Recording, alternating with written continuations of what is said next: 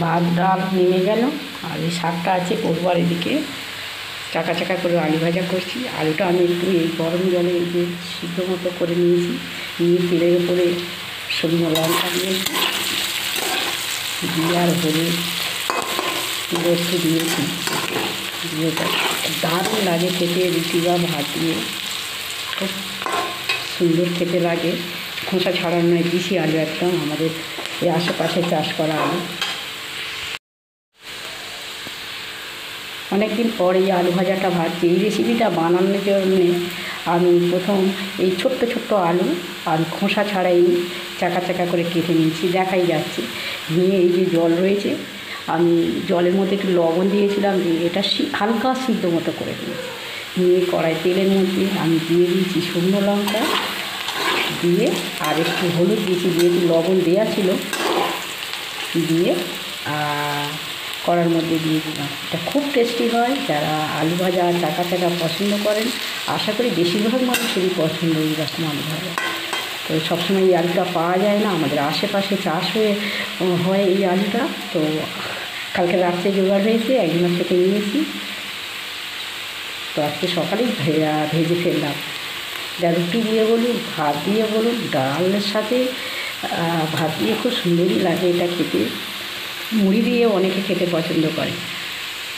এটা হয়ে এসছে, আর একটু লাল লাল হলেই এটা হয়ে যায়। তবে শুধু তেলের উপর দিলে এটা ততটা টেস্টি লাগে না, যতটা একটু সিদ্ধ করে নিয়ে করলে। আলুর কষটাও চলে যায় একটু সিদ্ধ মতো করলে।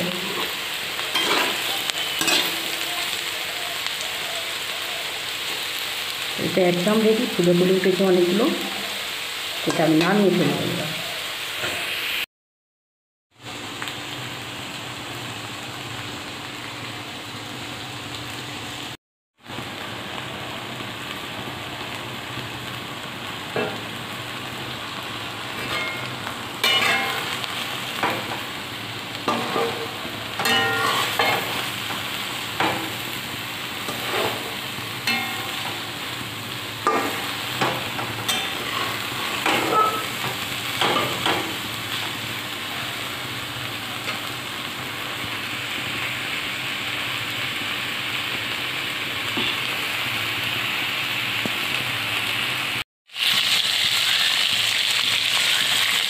মাছটা ভালোই ভাজা হয়ে গিয়েছে।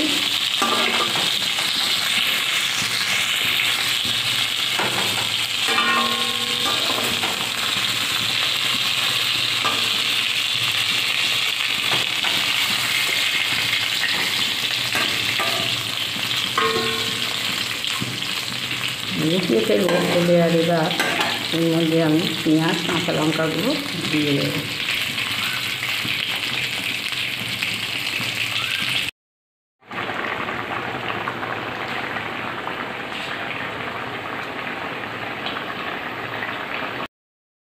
ভাতটা উবুল করে দিয়েছি আমি ফ্যান ধরতে, আর এদিকে চচ্চড়ি নামিয়ে ফেলেছি।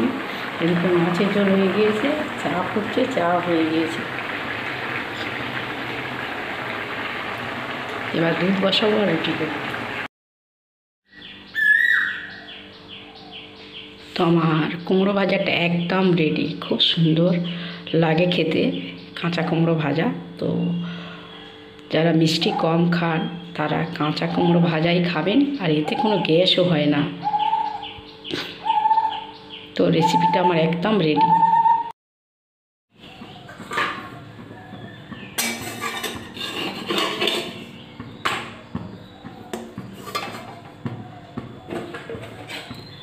তো রুটি কয়েকটা ভাজা হয়ে গিয়েছে আমার, 4টে।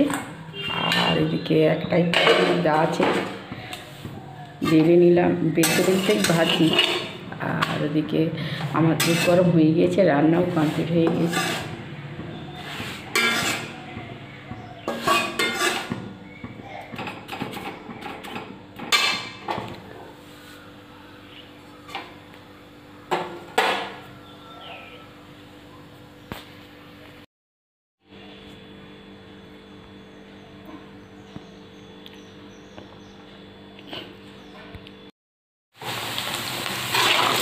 রেসিপিটা বানাবার জন্য আমি তেলের মধ্যে দিয়ে দিয়েছি কয়েকটা কাঁচা লঙ্কা, একটা শুকনো লঙ্কা, একটা তেজপাতা আর একটু কালো জিরা।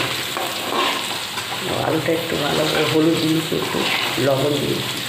আলুটা একটু ভাজা ভাজা হলে আমি এর মধ্যে দিয়ে দেবো লাউটা, আর একটু আদা কুড়িয়ে দেবো এর মধ্যে।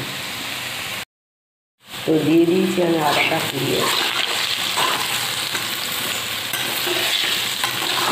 আলুটাও ভাজা ভালো হয়ে গিয়েছে, খুব সুন্দর ভাজা হয়ে গিয়েছে।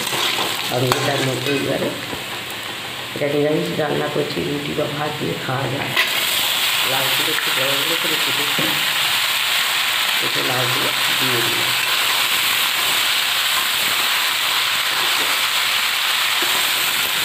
একটু ঢেকে রাখবো।